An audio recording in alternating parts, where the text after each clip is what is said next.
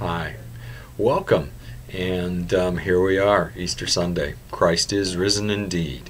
And I pray your resurrection celebration is full of joy in his victory today and every day. Today, we finish up Ruth with some final verses and move on into 1 Samuel. I will address the history and set the stage for 1 Samuel tomorrow. Instead, today I want to focus on those final verses of Ruth, and actually I want to relate them to Heather's post from yesterday. Heather, I was very moved by your post, the piece you wrote yesterday. The loss of a spouse so young is a heavy burden to bear. In fact, I think the loss of a loved one, no matter what the age, whenever it happens, is tough, of course, as we know. Losses, suffering and pain, like our readings of late, force us to determine whether we will look at this life and eternity the way God does, or be angry that God does not provide a life in this world the way we want it.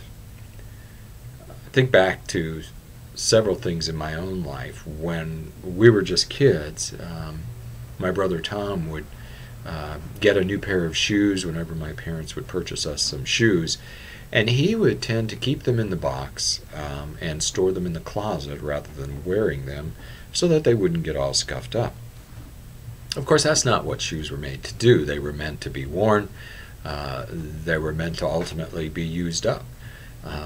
And I think life is like that also. We are to use it up completely as God gives it to us. Another way to look at it is as I think back in my own life, and I'm sure you have as well, I've purchased a number of cars over the years, and several of them, 2 or 3 of them, were actually brand new.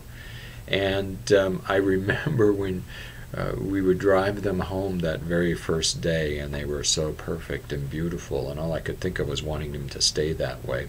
Of course, as we know, over time, that first scratch finally does appear, and it is that total moment of depression when you see that first ding of any kind on a brand new car. Now, the reality is that over time, more scratches, more dents, dings, more repairs and noises appear on the car, and finally, in the end, the cars that I owned were well used, and that's what they were meant to be. And I think that's our lives as well. We should always be living fully, working through the trials and struggles, and moving towards our real lives, our real inheritance in heaven. There's no use in trying to protect ourselves in this world, because the reality is we don't know how long we even have here. As Jesus related the account of the man who wanted to build bigger barns and for more grain, and was planning to have even more and more and more, and was told, well, even you're a fool, because this night even your very life will be taken from you. And then what does all that stuff do for you? And then something else hit me last night as I was thinking through this. Is at 56, and I'm still out there playing soccer. Now, I do not look like I used to. I do not play like I used to either. Not only am I slower playing, I am slower recovering as well. But here I am, and for as long as this body will go, as long as God allows that to happen, I'm going to stay out there and play.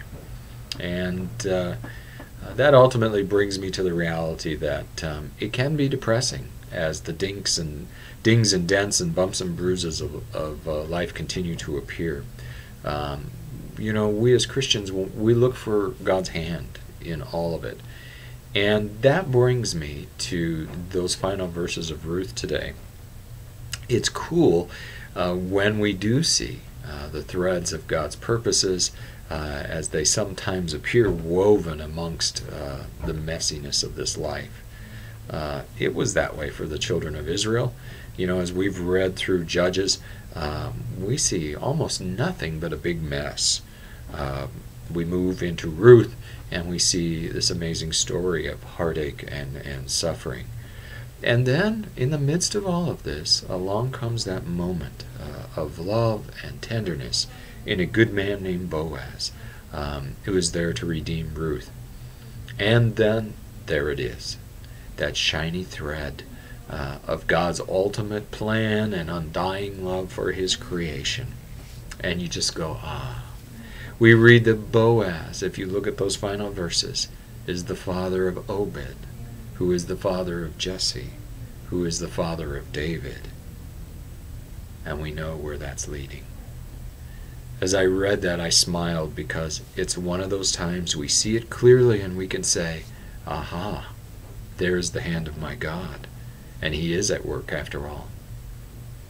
May this Easter cause all of us to say, there's the hand of my God. He is still at work. In the midst of whatever this life dishes out, his victory is my victory too.